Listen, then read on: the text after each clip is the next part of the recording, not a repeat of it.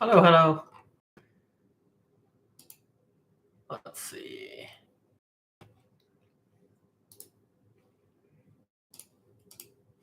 Hi, everybody.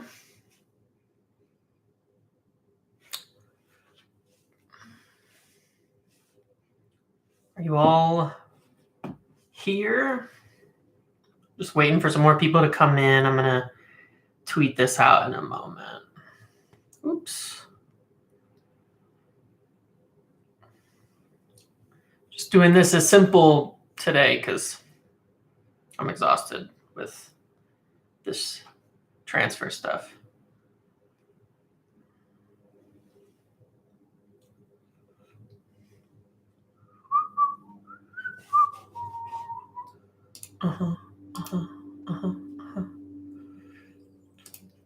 Put user in timeout. All you lot said burner was reliable. No, I don't think we did. Hey guys. Oh, there we go. Hang on. Sorry.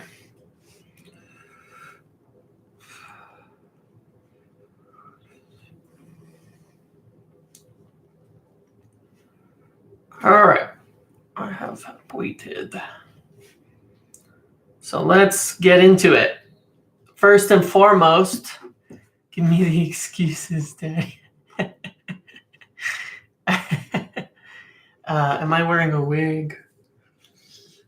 That's a good wig, if so. Yeah. Anyway, just wanted to go live briefly with everyone. So yeah, first things first, I made a bet that before the video, my sponsor, I made a bet that if Thiago came, that I would wear a Liverpool jersey in a live because I was basically dead certain that was not going to happen. And here we are. Thiago to Liverpool was confirmed today. As expected, we never made it past the initial phases with him on any kind of wage agreement or anything like that. So sorry to say, that's just the fact of it. Any news would already have been said. What's the point of the live? I don't know. What's the point of any video? Can we get a live performance of Fish? Oh, Riddy's about to get his mod removed. You can say hi. Sorry, my wife is here. Just gonna say hi. It's my wife. Hi. Hi. Now you've met the family almost, except for my kid who's at school. Anyways, so yeah, no Thiago. As you can see, pretty much all of the signings are going to, be slow. We're not really moving on anything. We're not really moving on anything. We have been extremely slow. Reguilon was not going to happen. Thiago was not going to happen. Tellez is not going to happen. Left back has never been a priority. I love the different opinions, you guys, with your weird shit. There's not a lot of priorities here. I said for quite a long time that we're probably not going to sign anyone without sales. And one of the biggest issues we have right now is that we're not selling anybody. We have at the moment, I think it's 29 players over the age of 21 that have to be registered. And how are we going to bring more players in that have to be registered and paid wages when a lot of them cannot even afford, when a lot of them can't even be registered and can't even be put on the pitch at all. You have that cap of 25. I think we did the math yesterday. I was talking with some of the people in Discord, and between the players that cannot be registered and the players that won't be on the pitch, you have something like almost a million a week. You have nearly $1 million a week in wages and taxes, between all the expenses that go on, that is just wasted. And the club aren't going to keep bringing people in while that's going on. We don't see a large amount of profit. The club like to stay profitable. But that 40, 50 million in wasted, wages and expenses is not much. So I don't see bringing much in until we start moving some players out. I think Smalling will still go shortly. Pereira should go shortly. Rojo should go shortly. That would help. Getting those three out, I think, would open the door for bringing somebody in.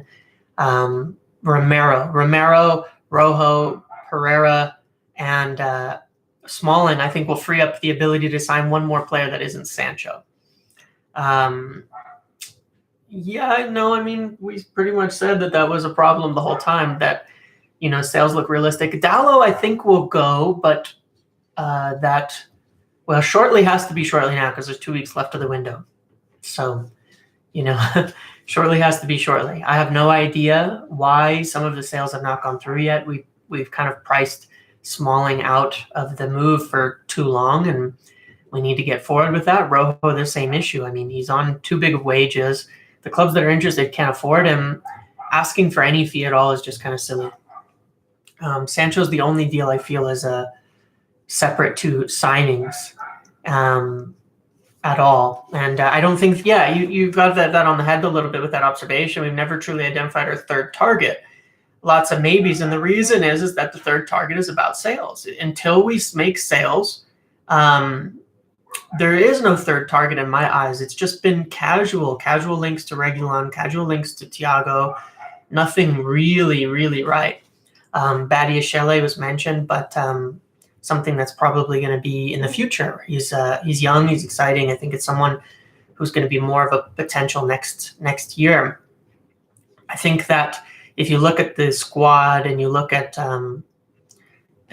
if we sign Sancho, which we'll talk about in a minute, then all you've really got is, on the front end, all you've really got, hold on 1 second, sorry. All you've really got on the front end is maybe some depth at striker because Zagallo is leaving in January, and some depth at center back. There's really nothing else that's that important. Talking about a swap with Inter for Smalling, I haven't heard anything realistic about that. I believe they'd have to sell Skriniar to be interested in doing something like that. Look, whatever happens, my opinion is my opinion. It's not about, even ITK Info, kind of looking at all of the information as a whole, analyzing the news, the media, the ITK Info, the fact of the matter, our previous summers. Since the beginning of all of this, for months and months, I said that it would take sales to get players in, and one of the problems we'd have with selling was their wages. Their wages are too high, and people like Jones are not going to accept, 25% of their current pay to move to a lower tier club. I don't see why they would do that. I mean, I don't know. Maybe it seems like they'd be sensible for someone to do that, but I don't think they will. I think that Pogba is. I think the Pogba's staying, and that's the type of thing that will happen this summer. We'll keep a lot of these, of our important players, of course, and our starting 11 and main players will essentially go unchanged with the added depth of Van de Beek and all of that. But without sales, it's not going to happen. And that's why I said no Thiago. There's just no way. We have right now 10 midfielders. I believe it was 10 midfielders. If you look at our lineup and on our roster here on the official site, look at how many players that we have, and tell me why we would sign another midfielder on top of this, especially one on big wages who's over the age that we are aiming to sign. It really is all about sales. I don't know about that bid for Tonali. I don't actually believe that either, to be quite honest. Now, it could have been before Van de Beek, but Tonali's under 21 too, isn't he?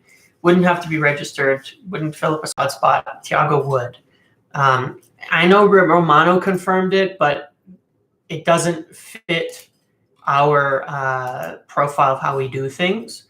It was said by the president of Napoli or whatever the club he was at, not Napoli, but and he kind of just went along with that. But yeah, we have Pogba, Mata, Lingard, Pereira, Fred, Bruno Fernandes, Daniel James, they're counting as a midfield, whatever. Matic, Van de Beek, and Scott McTominay, who all have to be registered this year. That's 10 midfielders. That's 10 midfielders. It's not about ITKs. It's about nobody in any sort of media anywhere saying that we made a bid for Tonali. Nobody, not a single person anywhere. And it wouldn't be the first time that something like that has happened where a name gets thrown in that we made a bid and we never heard about it. We never heard about personal terms. We never heard about contacts with the player. We don't just throw bids around. That's just not how United work. I bet you is probably something simple like an unofficial offer. Anyway, we have so many players that have to be registered, and they're on big wages. And when we're talking about three midfielders we play with at a time, where does somebody come in? You bring Thiago in. He's on big wages. Who's not getting registered for Thiago? McTominay? Because he's probably the bottom of the lineup. So you've just killed his development. Fred? Well, then he's not worth anything. Who doesn't get registered? Mata? Okay, that makes sense. But will he accept that? I don't know. They've probably made assurances that they won't do something like that. Andres Pereira? Well, that would be the obvious choice. So, they need to sell him anyway. But it's a problem. They need to sell many players to bring other ones in. So really all we're talking about is Sancho. I think that's really the only player that's even worth discussing at this point, because there's nothing else going on. And on this podcast today, that I haven't listened to it yet, but I'm seeing in the tweets and all of that, Fabrizio Romano saying yet again for the 50th time, despite what is being said, and I think the context is important here, despite what is being said by, Dortmund and by their briefings and their mouthpieces and all of that, he says once again, they'll still sell Jadon Sancho for 120 million euros if they receive it. He keeps saying it over and over and over and over again. It makes sense. There's no reason why, if the deadline was real, and if we were certain of it, why there's been any discussions, any talks, anything going on this entire time if that wasn't the case. If we were certain that it wasn't going to happen, we wouldn't talk to Sancho and look at personal terms and all of that kind of stuff. So it seems rather silly, the whole thing. And even in the context on the podcast, I was looking at the quote, which is that sporting directors keep lying. And they don't think people notice the lies and won't mind another lie or anything like that. I mean, the fact is on this deal that if we get approval to spend the money, if we get approval to send the money, the deal will be done, and we're not doing it as of yet. I mean, we've got some sort of reports that is going to happen, that it is happening, that we're getting some approvals. There's been some kind of noise picking up again, and the weirdest thing to me is that I've never seen a deal like this. It feels like Harry Maguire to some degree. We knew that United were in contact with Harry Maguire in May last year. And all we got was that it was at a ridiculous price for Maguire, wasn't worth it. All of that for long, long periods of time. All the alternates disappeared. All the madness happened, got linked to all sorts of random little ones, and then it was just sort of dead. And then in 3 days, it was done.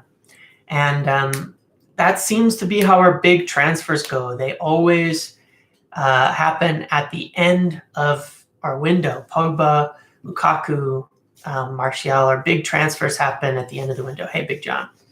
And so it's crazy. It's so weird, but I've never seen us move ahead with this much noise on a deal without anything actually happening in the end. Why would we talk all summer, all year to pull out at the end of it? It doesn't make sense.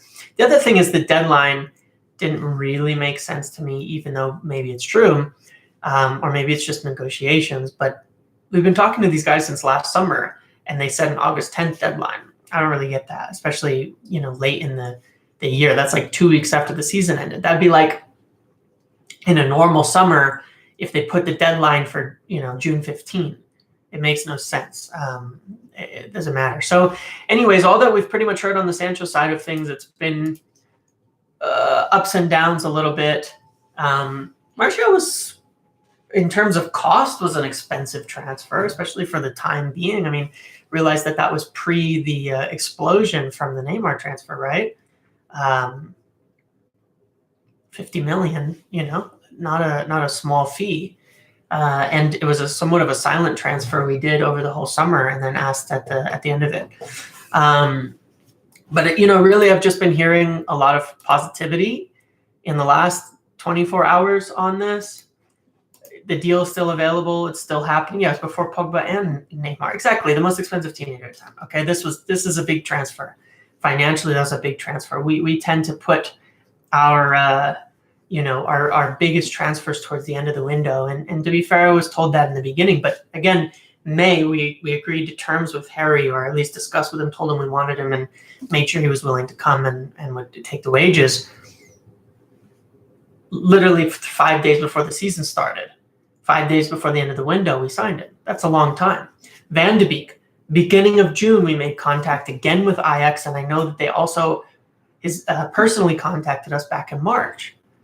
And June, it took till, again, end of August, nearly 3 months for that deal to finish and to get over the line. I don't know what the deal is with the club, why they do this. I don't think anybody does, but it seems like, and again, it was the same price. It was the exact same price we had at the beginning of June.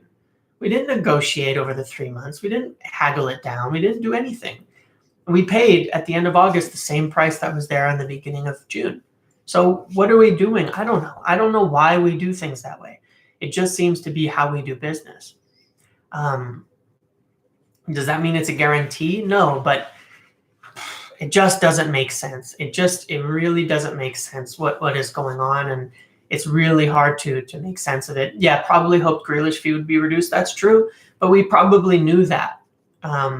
We probably knew that at the end of July, and it still took a month, right? From the moment we decided we wanted the player, it still took a month and some.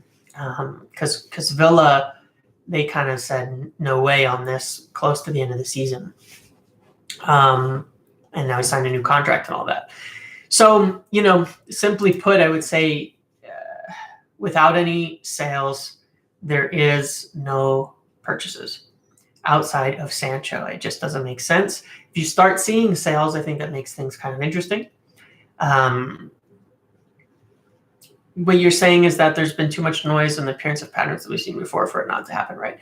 Yes and no. I mean, I wouldn't guarantee that it happens at all at this point, because it's nonsense and it should have happened already based on the usual patterns of things. The thing that's just bizarre is that everything that keeps going to the media is that it's real.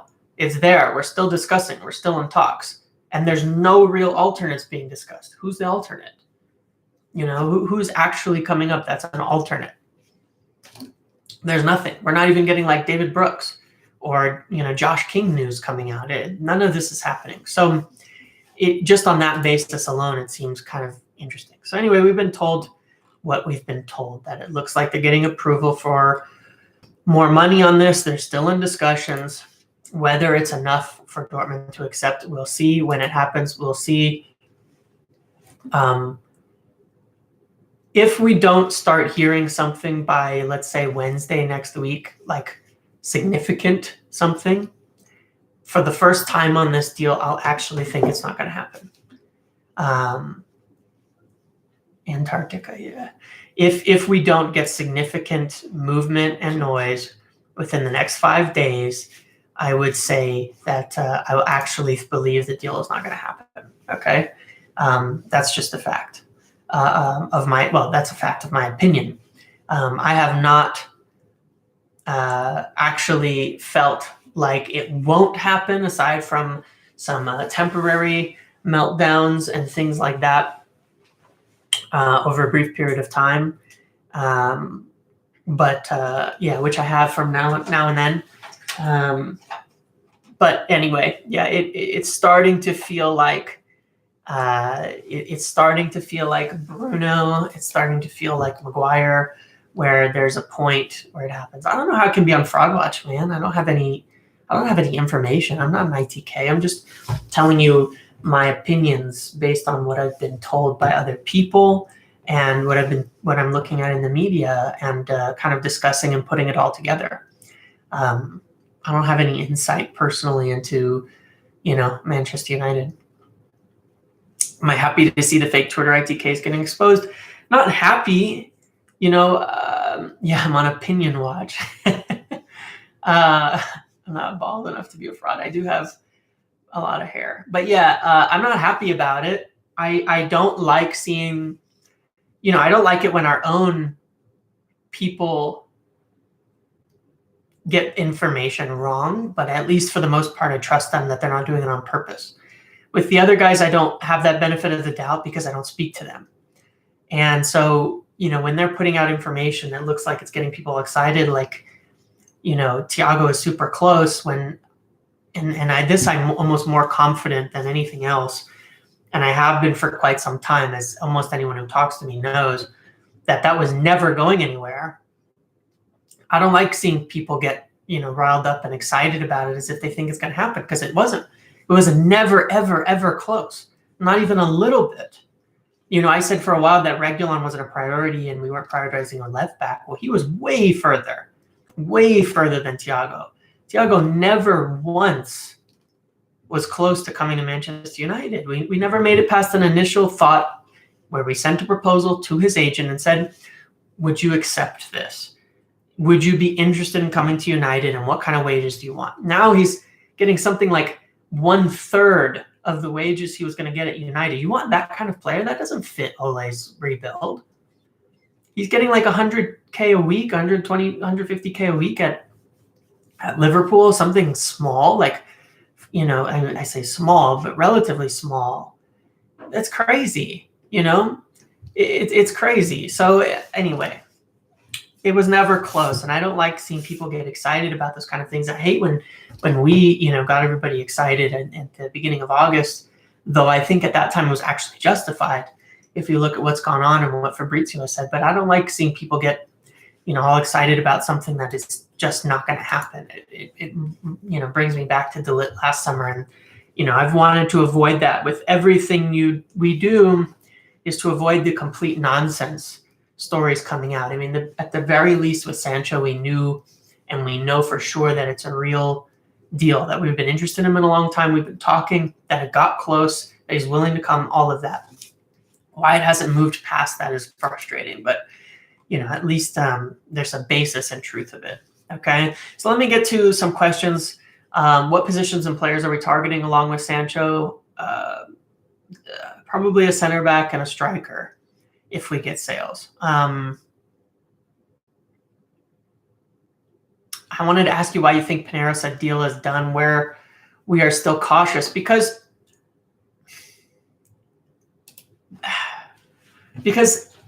people who are close to these kind of deals personally, if they know anything, they won't say it.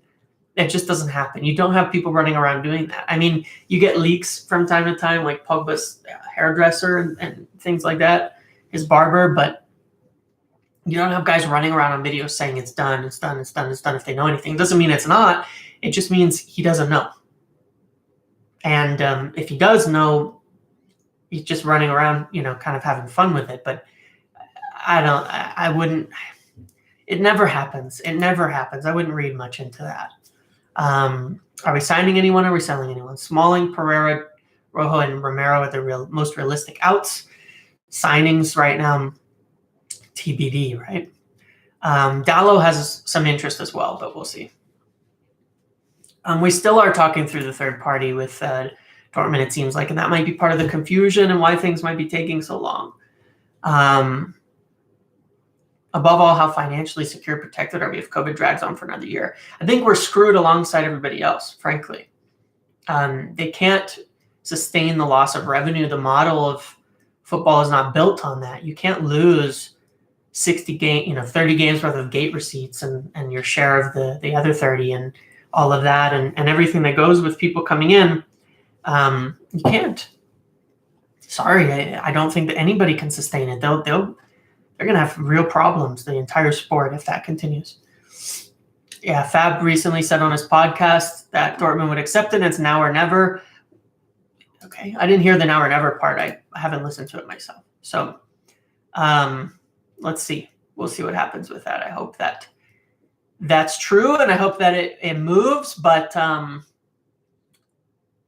we still have till the end of the month, and I think we still have until next week. But we should hear things. Do you think Dortmund will accept a deal with Adams? Yeah, if it's close. If it's very real Adams, and I mean very real, like not like winning Champions League and winning the Premier League, because if we're a few years away from them thinking that's even realistic, they want to get paid sooner. It's got to be like regular appearances, the simple kind of add-ons with most of the money guaranteed. Let's see what other questions. All right, go ahead and ask me any kind of questions that you want here, and I'll try to pull this all up. Answer anything else, and then we'll call it a day, because there's just not a ton to discuss and to go over. Is Telles a target? Telles is someone we're interested in, but not significant. We're not prioritizing the position, which honestly could be said about practically everything this summer, as far as I can tell. Could Pogba not re-sign if we don't sign Sancho? I don't think that it really works that way. I think he's staying, and I think he's signing in October no matter what. Yeah, but I think it'll be a little later. We usually have done our big re-signings once the season has started. Am I disappointed with United regarding the window? Absolutely. The fact that it's September 17th, the fact that we're playing a game in 2 days, and we have one signing in is a disaster. No matter how way you swing it, it just is. And there's no guarantee of more yet. And we've only gotten Sanchez out. Like, this is a joke. Grealish still a possibility next summer? No, I think that ship is fully sailed. Is Mangy's promotion related to delayed CB purchase till 2021? No, I just think it's an option. I think it's something that allows us some breathing room if we can't move anyone else out. Because Sancho dragged to next year? No, if we don't get him this year, I don't see it happening. Unless we have a fantastic season, then why not? And we have a bunch of money and we win things. Why can't we compete with anyone next summer? Don't know. Who's to blame for such a bad window apart from COVID? It has to be the owners. I don't know what else to say. Do you think we'll sell someone? Yeah, we'll sell someone. What is your cutoff date for Sancho news? Like I said, if we don't see anyone, what? How do you say Peep? Is it Pepe? Peep? Pepe. Yeah. If we don't see news by, middle to towards the end of next week, then I think it's off. Like I said, if we're not seeing something by the 23rd, 24th, because we just don't move that quick. So yeah, that's what I would see. Josh King, I think that's possible too. I think there is potential for one more cheap player, and it could be Josh King. Unfortunately, if you don't like that, that's the kind of the reality of the situation. Let me get to some other questions. On the Filip Stefanovic, yeah, he has to be 18. So I believe he's not 18 yet.